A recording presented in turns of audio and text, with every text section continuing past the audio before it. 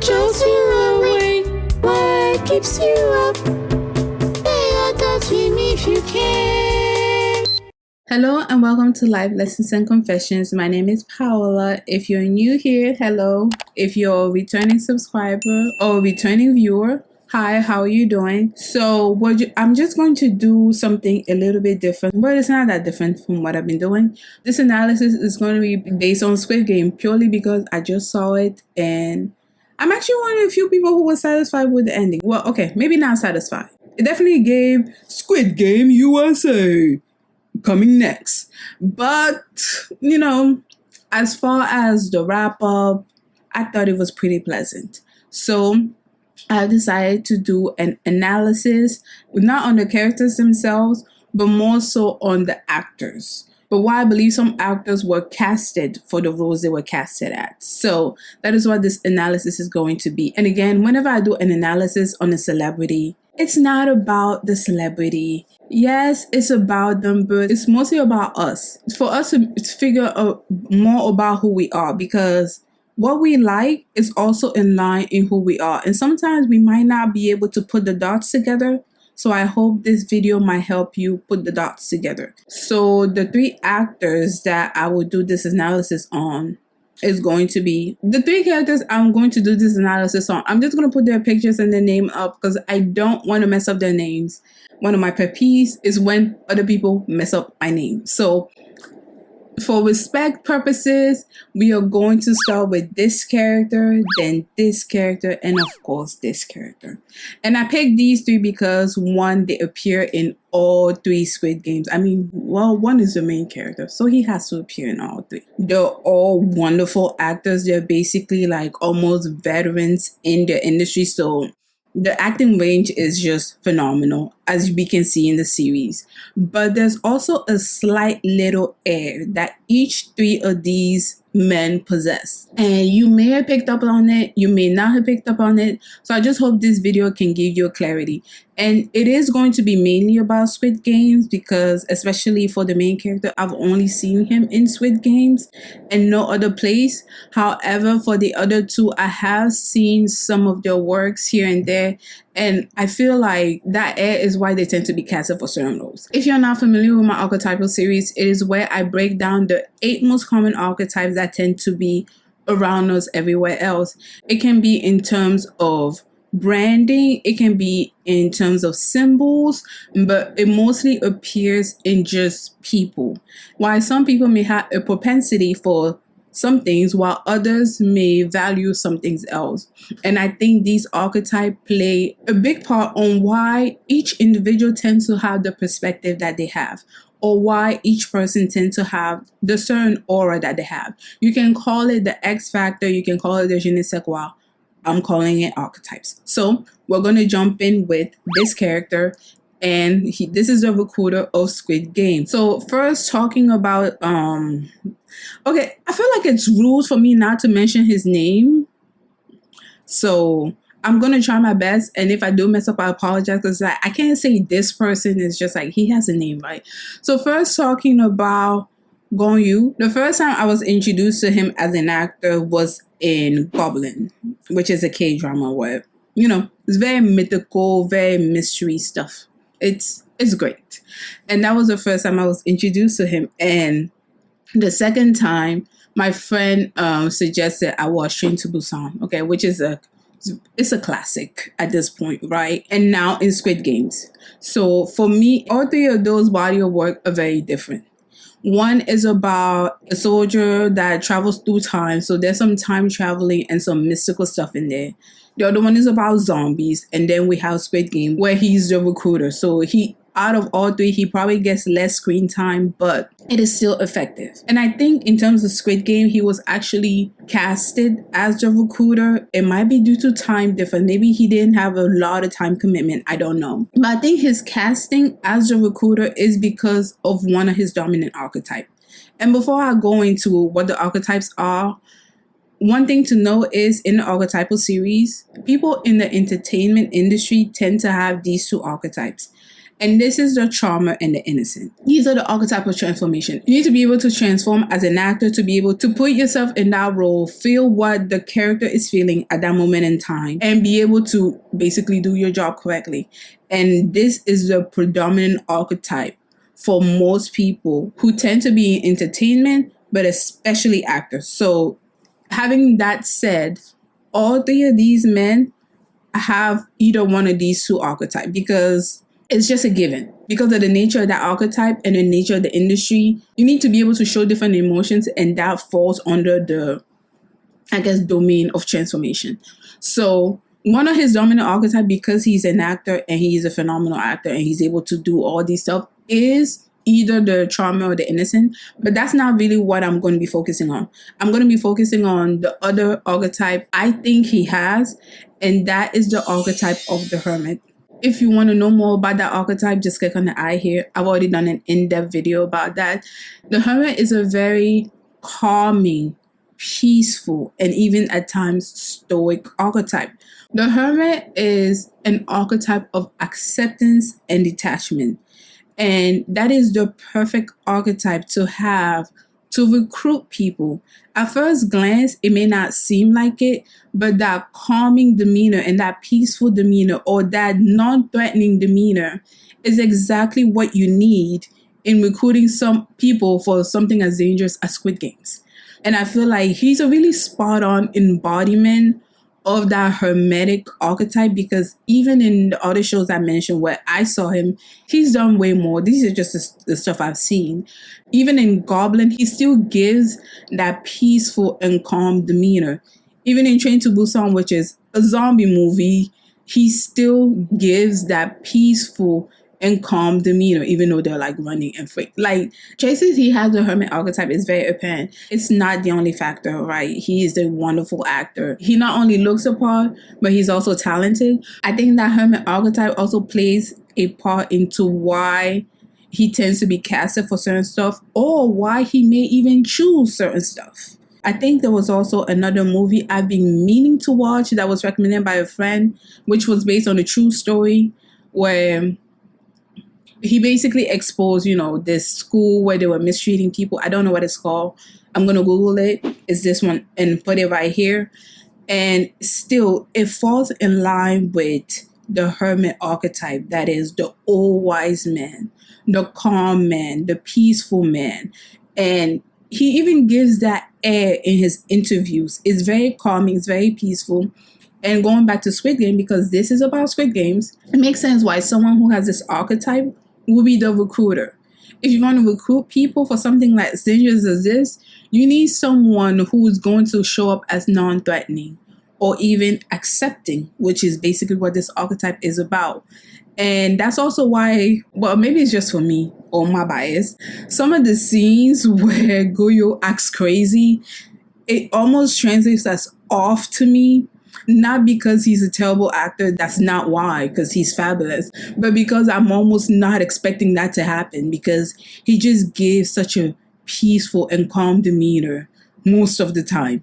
But again, he also probably has one of these two archetypes, which is an innocent and a charmer, which are archetypes of transformation. Most actors and entertainers just tend to have that. Moving on to the main character played by Lee Jong-jae. Oh my gosh, I apologize if I'm messing it up. I haven't really seen a lot of his work. Well, it's not like I've seen a lot of the work of the other two people I'm going to talk about, but he's probably the one I know the least about. Squid Game is the first thing I've ever seen him in, and I'm definitely going to look at more of his work and see if I'm on the money. So this one is more so like, I'm pretty sure he has this archetypal trait because of how the story panned out, but there might be a question mark after that. But yes. So moving back to him, in season 1, I really wasn't feeling him. And it was just like, I didn't quite put my hand onto why I wasn't feeling him. Overall, the acting is great. Just like Gong Yu, so he probably has the innocent archetype or the charming archetype, which are archetypes of transformation. He has either one of those. So the acting was great, but it was just something that was a little bit off for me. Overall, story was great. Acting was great. Talent was great. He was wonderful. But it wasn't until season 2, but especially season 3, that I had my light bulb moment. And I was like, I get it now. And that is because I believe, again, Squid Game is the only thing I've seen him in. I haven't seen him in other stuff, so I'm not going to say I'm 100% sure, but I'm like 90% sure he has the archetype of the caretaker. And if you want to know more about this archetype, click on the eye right here. And this is why when I was watching season 1, I really was not that into him being the main character because something felt slightly off.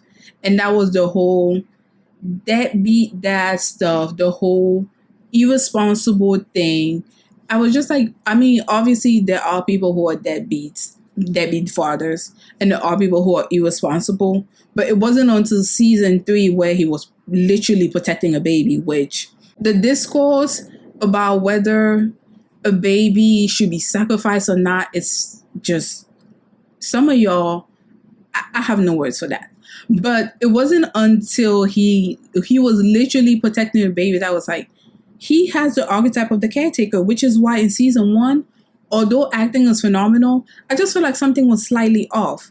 And that is because of the nature of that archetype. The people who have this archetype are nurturing. They're nurturing and they're devoted to parenting and to raising kids.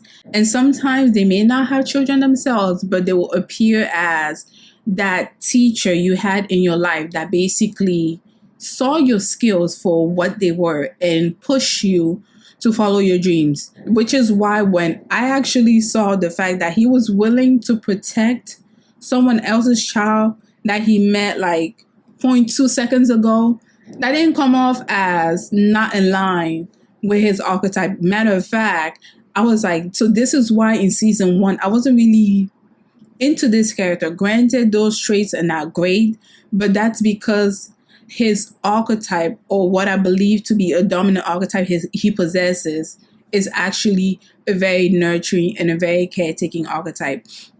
And if you remember anything I've said about this archetype, is people in general just tend to love this archetype, but especially women tend to love this archetype in a guy. I really don't have another example of him acting another way, but when I really saw him try to save the mom and save the kid, I was like, yeah, I believe someone like you will be able to do that. And not because of the story. He just has that air of dad air. But not like, I don't know how to say this. This is where archetype can get a little fuzzy because it's more so an aura that is carried or how you come across. And I also think that's why he makes the perfect main character. Someone who is willing to help others and protect others. And obviously, this might be a spoiler alert, where he eventually sacrifices himself for a child yes, the baby's innocent. Come on. I was actually surprised by the amount of people in the game who were willing to off an innocent baby, but I guess that's the whole point of the story, that greed just consumes us all. But that is why him basically saying that he would sacrifice himself for a baby did not come off as off-putting, because he has the type of archetype that's already aligned with doing something like that. And yes, there's also the story and narrative stuff. It's just like, it just seems in line with his characterization, but also in line with the aura he carries. He might be a different person in real life. I don't know. Again, Squid Game is the only time I heard about this actor, and I'm sure he's wonderful in any other works he has done. Last but not least, we're going to talk about Lee Byung-hun. Sorry if I mess up the name. I'm not going to repeat it because I feel like I'm making a fool of myself whenever I'm repeating it. And although Squid Game is not the first place I've seen him, I am familiar with just one more of his work, which is I Saw the Devil. And again, that is another classic. I haven't seen any other thing he's been in, but I know he's a big actor in South Korea. He's very revered for his acting capabilities, which can definitely be seen in Squid Game. Like, wonderful actor. Actually, all 3 of these men, wonderful actors, top of the games. So again, going back, he probably has the archetype that most actors have, which is the trauma of the innocent, which is transformation. But the archetype I'm actually going to focus more for him is Frontman, I'm just going to call him frontman. It's easier for me, okay? Frontman just gives the air of he is in charge by him just standing there not doing anything.